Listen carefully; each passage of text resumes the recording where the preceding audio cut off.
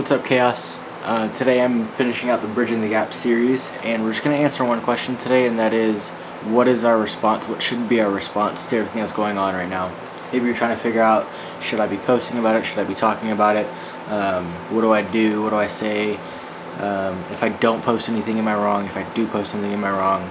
So we're just going to tackle this question from a biblical perspective, and hopefully that kind of gets some of your thoughts rolling. So we're just going to read two passages, and the first one is Matthew chapter 22, verse 34 through 40, and it says, "The Pharisees got together, and one of them, an expert in the law, tested him with this question, 'Teacher, what is the greatest commandment in the law?' Jesus replied, 'Love the Lord your God with all your heart, and with all your soul, and with all your mind. This is the first and greatest commandment, and the second is like it. Love your neighbor as yourself. All the law and the prophets hang on these two commandments.'" So what God is saying is, the most important commandment to him, to God, is to love God. Second most important is to love your neighbor as yourself. So continuing with that idea of love, the second passage we're going to look at is 1 Corinthians chapter 13, verse 4. Actually, we're going to come back a little bit to verse 1. So it says, "If I speak in the tongues of men or of angels, but do not have love, I am only a resounding gong or a clanging cymbal. If I have the gift of prophecy and can fathom all mysteries and all knowledge, and I have a faith that can move mountains, but do not have love, I am nothing. If I give all I possess to the poor and give over my body to hardship that I may boast, but do not have love, I gain nothing." So what Paul is saying right here, before we get to verse 4, basically what he's saying is, anything that I do, if it doesn't involve love, then I'm doing it for nothing. It's not doing anything for me, right?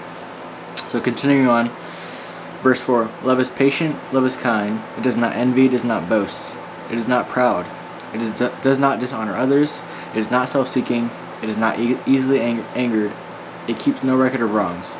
Love does not delight in evil, but rejoices with the truth. It always protects, always trusts, always hopes, always perseveres. Love never fails." And it goes on to say, different things that love is. So reading those two passages, God is saying the most important commandment is to love God and to love people. And then in Corinthians, Paul is saying, okay, this is what love is. This is the definition of love. And we can break down each of those different words, right? Each of these adjectives are super important. Patient, kind, does not envy, does not boast. These are really good. But what we're going to focus on is verse 6. It says, "Love does not delight in evil, but rejoices with the truth." Now ask yourself, where are we getting our truth from? Right? The truth as Christians should come from the Bible, because that comes from God, and He's the ultimate truth. There's no opinions or what if or maybes with God. It's all 100% true, 100% factual. And so before we even go to social media or go to friends or family having these conversations about what's going on right now, we need to dive into the Word. Right? I've seen so many people that say that they're Christians or are Christians just go straight to, well, this is what I think. And I think we need to take a step back and say, okay, what does God think? And what God is clearly telling us is that we need to love people regardless of what's going on, regardless of how they treat us. And it's not always easy. Sometimes the hardest thing is to love people while they're being mean to us, or they're talking about us behind our back, whatever. We're still called to love them. Now, that doesn't mean like you have to be best friends with that person if they're being rude to you or something like that. But we still have to have that mindset of, okay, that is also God's creation, so I'm going to treat them like that, and I'm going to love them like that. So I think we kind of sometimes can get confused with love being like, oh, I have to be super close to this person, or it's got to be super intimate, that kind of thing. But love is just, it's one of those things where it's kind of showing a respect to that person, or showing a respect to God's creation, basically. And so going back to the original question, what is our response in this whole thing, this whole situation that's happening? I think it is to love people to the best of our ability. So first and foremost, like God says, we need to love God so that we can understand His love for us. And then after that, we need to love people. So we need to take that love that we've learned. How does God love me? Now how do I mirror that and reflect that to other people?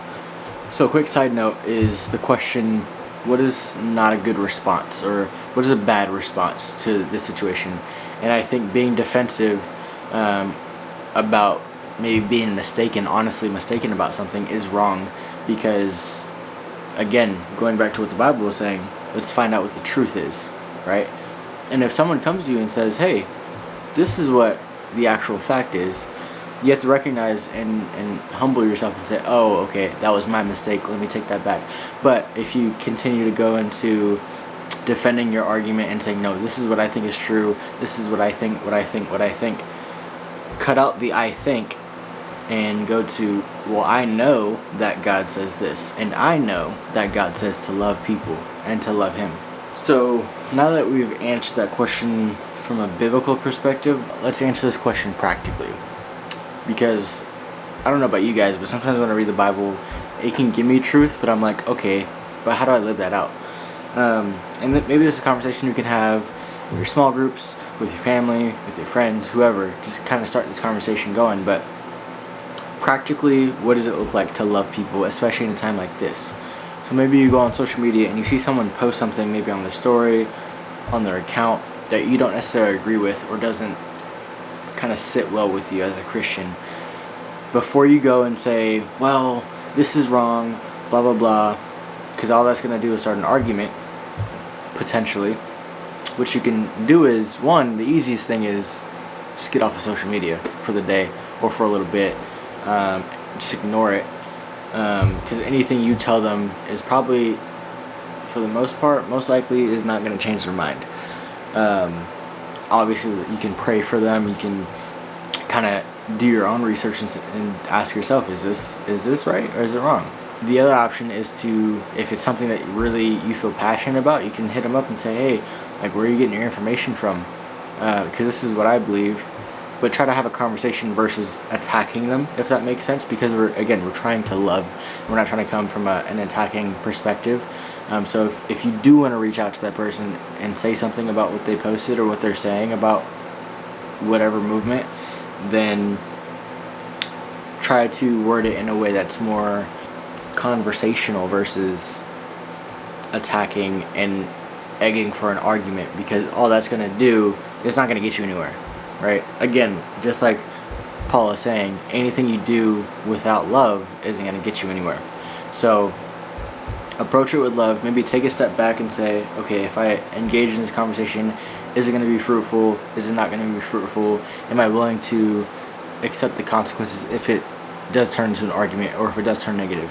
Right? So these are questions you got to ask yourself. If you guys want to continue that conversation, you can always reach out to me, reach out to your small group leader, reach out to your friends, your family, ask them that question. Hey, what do you think it looks like to love in life in general, but especially in this time, what does it look like to love others despite what's going on or what they might be saying? But I think that's the best response that we can have at all times, but especially in this situation. That is all for me. That is the end of our Bridging the Gap series, and I'll see you guys later. Peace.